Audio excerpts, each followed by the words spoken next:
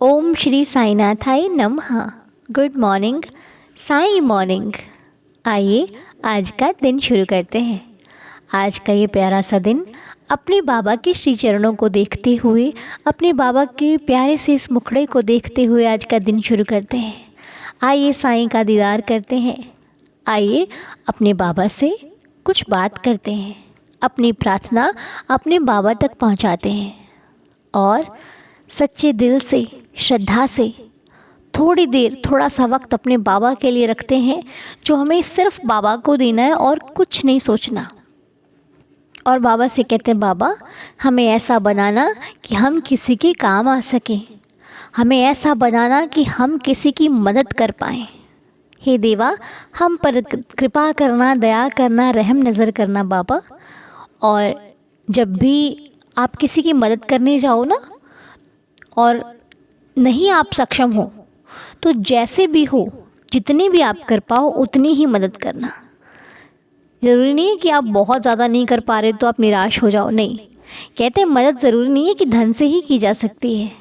किसी को खुशी देकर, किसी के चेहरे पर मुस्कुराहट लाकर भी मदद की जा सकती है।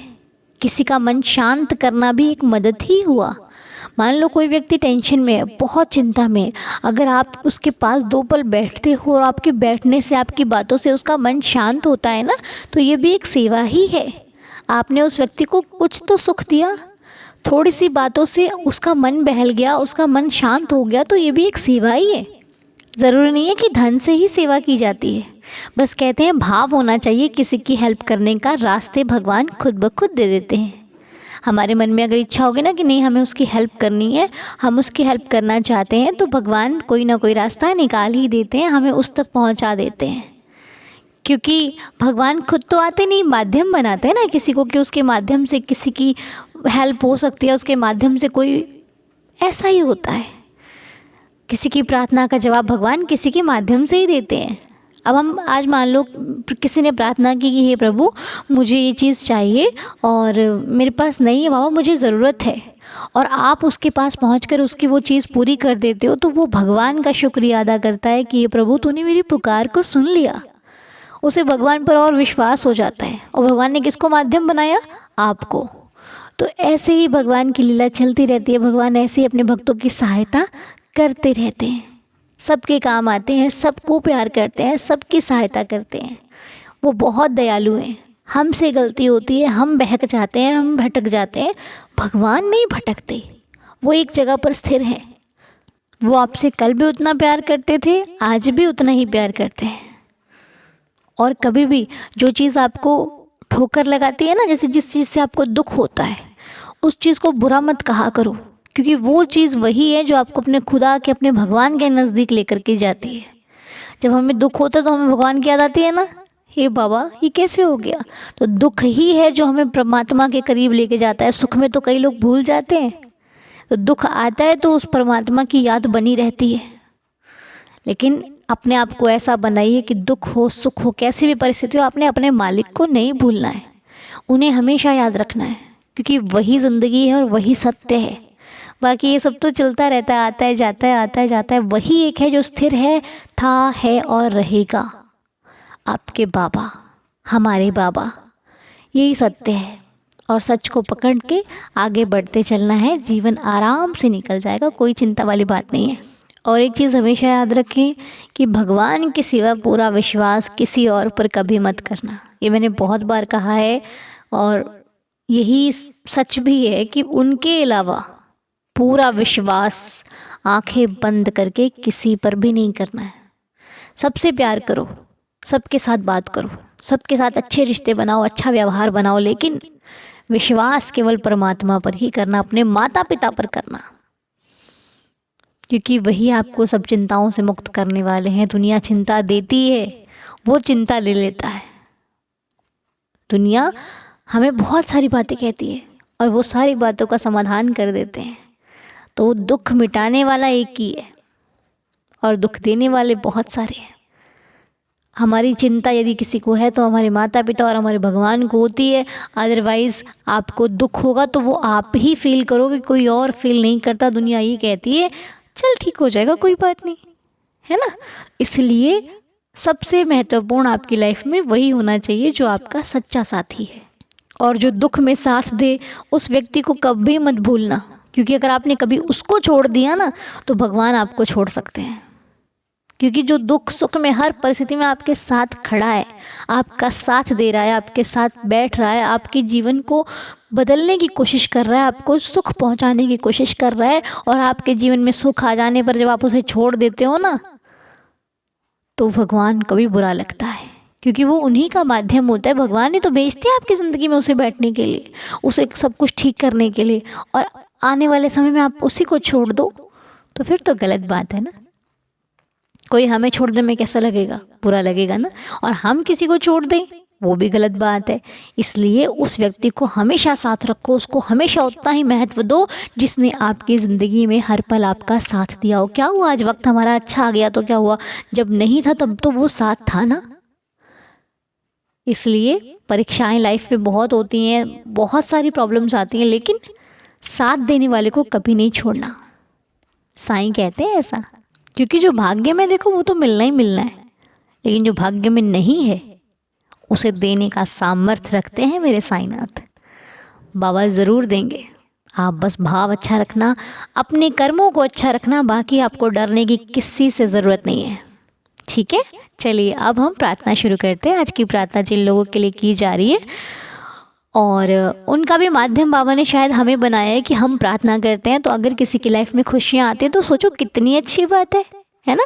तो चलिए आइए प्रार्थना करते हैं। आज की प्रार्थना जिन लोगों के लिए की जा रही है उनके नेम हैं बच्चा तीर्थ, विशाल कुमार सिंह जी, बच्ची राबिया, जारेद नारायण जी, गार्गी जी, सुनीता पहूजा जी, मंजू देवी जी, कमलेश सिंह जी, बच्चा Vivaan Joshi, Sunita Sharma ji, Soni Kumari ji and all families. Sai रहम नज़र करना देवा, बाबा सब पर खुशियाँ आए, सबके जीवन में बहुत सारी खुशियाँ आए, और हमारी आपके श्री चरणों में यही प्रार्थना है। तो हे देवा, बाबा जिनको जो समस्या है वो समस्या का समाधान हो जाए, सबके जीवन में खुशियाँ आए। और आज बच्चे तीर्थ का बर्थडे है, बच्चे तीर्थ को हैप्पी बर्थडे तीर्थ। बाबा आपको हमेशा खुश रखें, हेल्दी हैप्पी रखें, बहुत आप लाइफ में सक्सेस करो, बहुत आगे बढ़ो, अपने परिवार का, अपने माता पिता का नाम रोशन करो, बहुत तरक्की करो। साईं आपको सदा सुख दे और बहुत सारा आशीर्वाद दे। बाबा बच्चे के माता पिता को भी जन्मदिन की बहुत सारी शुभकामनाएं।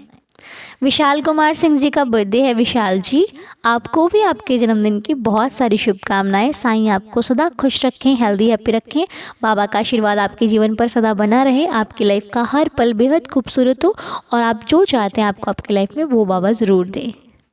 बच्ची राबिया का बर्थडे है, बच्ची राबिया को हैप्पी बर्थडे, उनके फैमिली मेम्बर्स को, उनके परिवार को बच्चे के जन्मदिन की बहुत सारी शुभकामनाएं।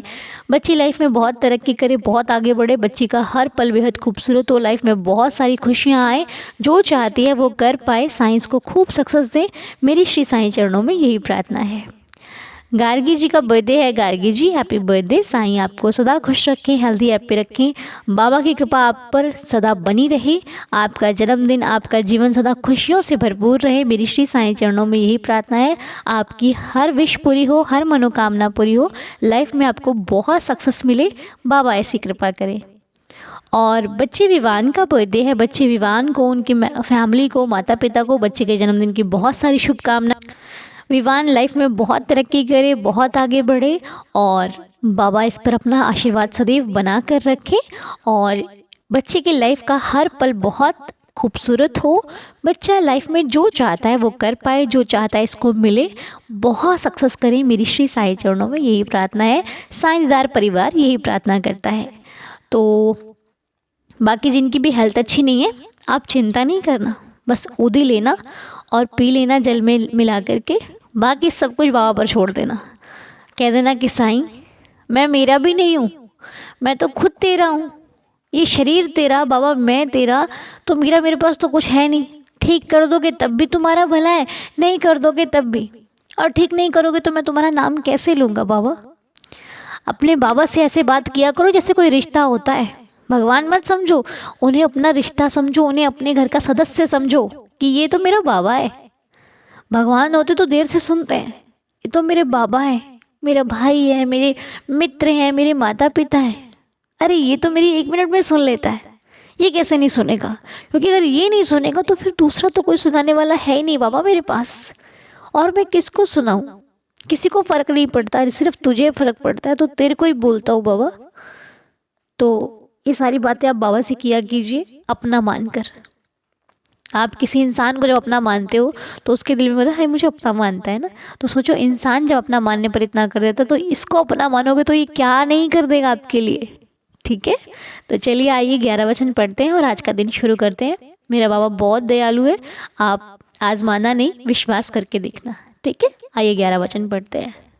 जो शिरडी में आएगा आपद दूर भगाएगा, चढ़े समाधि की सीढ़ी पर, पैर तले दुख की पीढ़ी पर, त्याग शरीर चला जाऊंगा, भक्त हेतु दौड़ा आऊंगा, मन में रखना दृढ़ विश्वास, करे समाधि पूरी आस, मुझे सदा जीवित ही जानो, अनुभव करो सत्य पहचानो, मेरी शरणा खाली जाए, हो तो कोई मुझे बताए, जैसा भाव रहा जिस जन का, वैसा रूप हुआ मेरे मन का, भार तुम्हारा मुझ पर होगा, वचन न मेरा झूठा होगा, असहायता लो भरपूर, जो मांगा वो नहीं है दूर, मुझ में लीन वचन मन काया, उसका ऋण न कभी चुकाया, धन्य धन्य वह भक्त अनन्य, मेरी शरण तज जिसे न अन्य, अनंत कोटि ब्रह्मांड नायक, राजाधिराज योगीराज परब्रह्म, श्री सच्चिदानंद सद्गुरु साईनाथ महाराज की जय। तो बाबा की कृपा से आज की प्रार्थना यहीं पर संपूर्ण होती है।